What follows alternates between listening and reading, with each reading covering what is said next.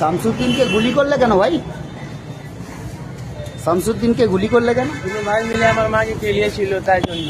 আচ্ছা, তোমার কি এর আগে গন্ডগোল হয়েছিল? হ্যাঁ, ও গন্ডগোল করেছিল নিজের অফিসে কাজে থেকে আমাকে বের করে। আচ্ছা, বলছি তুমি কি বজরং দলের সাথে যুক্ত? না না, আমি টিএমসি করি। টিএমসি করো? আর্মসটা কোথা দিয়ে পেলে? আর্মসটা কোথা দিয়ে পেলে? কিনেছিলে? না না, আমাকে প্রীত পান্ডে দিয়েছিল। হ্যাঁ, প্রীত পান্ডে। আচ্ছা, আর আর্মস আছে নাকি? অন্য আর্মস আছে নাকি? আর প্রীত পান্ডের কাছে আছে একটা।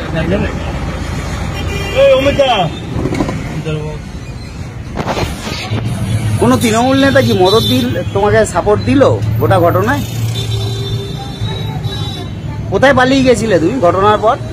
কোথায় পালাবে? এলাকাতেই ছিলে? হ্যাঁ, পাশেই ছিলাম। 1 বছর আগের গন্ডগোলে আবার এখন নতুন করে কি হলো? মাকে করেছিল, এগোটা লেগেছিল। মাকে মেরেছিল সেই কারণে রাখছিল? হ্যাঁ, গাড়িতে বসে মিলে আছে। আর কেউ ছিল তোমার সঙ্গে? আমি একা ছিলাম। একাই ছিল?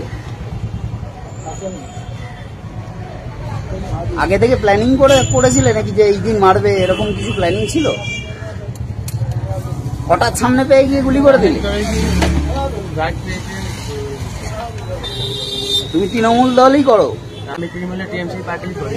টিএমসি পার্টিই করো? আচ্ছা। নমস্কার বন্ধুরা, ভিডিওটি দেখলেন। ভিডিওটি দেখে অবশ্যই আপনাদেরকে ভালো লেগেছে। মনে হচ্ছে কোনো ফিল্মি কায়দার গুন্ডা যাচ্ছে, যে মুছে তা দিতে দিতে বলছে যে আমি তৃণমূলে করি, এবং তিনি গুলি করেছেন এটাও স্বীকার করছেন। সাংবাদিক যখন জিজ্ঞাসা করছেন যে তুমি কোন পার্টি করো, বজরং দলের সাথে নাকি, বলে না আমি তৃণমূলটাই করি। তো কত বড় দাপট তৃণমূল পার্টি করলে পড়ে, যিনি একজন ব্যবসায়ীকে মানে একদম মাথায় পিস্তল ঠেকিয়ে গুলি করে দিয়েছিলেন, তারপরে পুলিশ অ্যারেস্টও করেছে, তার পুলিশের সামনেই বলতেছে যে হ্যাঁ আমি গুলি করেছি এবং আমি তৃণমূল পার্টিটাই করি। তৃণমূল পার্টি করলে এরকমই হয়তো মানুষের মনে আলাদা একটা দাপট হয়।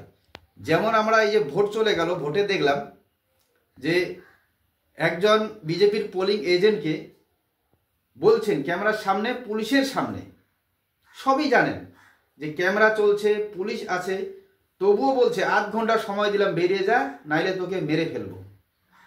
তো তৃণমূল করার কি এরকমই একটা পাওয়ার থেকে যায়? আপনার ঘটনাচক্রে শুনলেন যে 1 বছর আগে নাকি ওর মাকে অসম্মান করেছিল, যার জেরে সে রাগ পুষে রেখেছিল, এবং 1 বছর পরে সে রিভলভার জোগাড় করেছিল, করার পরে তার দোকানের সামনে গিয়ে, সেই ব্যবসায়ীর সামনে গিয়ে মাথায় পিস্তল ঠেকিয়ে তাকে গুলি করে হত্যা করা হয়েছিল। এটা মঙ্গলবারের ঘটনা, সম্ভবত শ্রীরামপুরের ঘটনা। তো আপনারা দেখলেন যে তার অ্যাটিটিউড, এবং সে মানে পুলিশের সামনে বেরাতে বেরাতেও ক্যামেরার সামনে মুছে তা দিয়ে বলতেছে যে আমার মানে কি বলবো, আমার মার সাথে মানে অসম্মানজনক ব্যবহার করেছে, যার জন্যে আমার মাইন্ডে লেগেছে, আমি আজকে গুলি করে দিলাম। তো এরকমই দাপট হয়তো হবে, কিন্তু আমরা সাধারণ জনগণ এই ব্যাপারগুলোকে কি নজরে দেখব? যদিও এই মত আমার টোটালি ব্যক্তিগত, কারণ তৃণমূল করলেই এরকম সাহস হয়। কারণ খালি এই মার্ডার বা এই গুলি করাকে নিয়ে না, আজকে কত সুন্দর প্রকল্প চলতেছে। এই যে ছাত্রদের ট্যাব কেনার পয়সা, আমরা সোশ্যাল মিডিয়ায় বা খবর চ্যানেলে দেখাচ্ছে যে কি করে, কত বড় প্ল্যানিং করে এই সমস্ত ছাত্রদের টাকা ঢুকে গেছে বিহারের লোকের খাতায়। কত বড় মাস্টার প্ল্যানিং চলতেছে। কেন চলতেছে? কেন সাহস পাচ্ছে?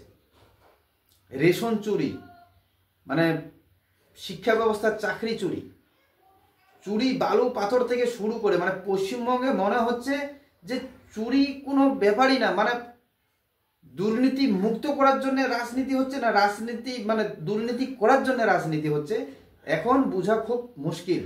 কিন্তু আমরা সাধারণ মানুষ বিভিন্ন সময় দেখা পাচ্ছি যে সরকারের কাছে কোনো টাকাই নেই, কিন্তু সরকার টাকা খরচা করতেছে দুর্নীতি করার জন্যে।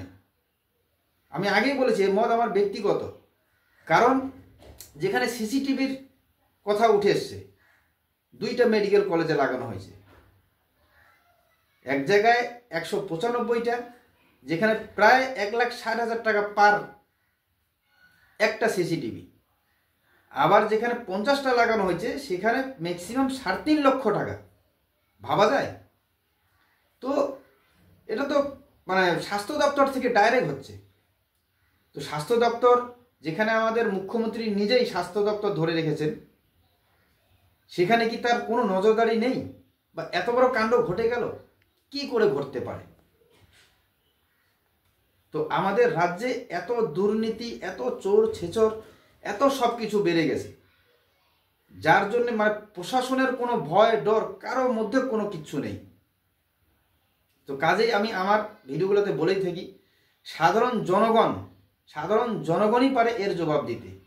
সাধারণ জনগণকে সজাগ এবং সচেতন থাকতে লাগবে। এবং আজকে যে ভিডিওটি দেখলেন, এটা দেখে আপনাদের ব্যক্তিগত মত অবশ্যই কমেন্টের মধ্যে জানাবেন। জয় হিন্দ, জয় বাংলা।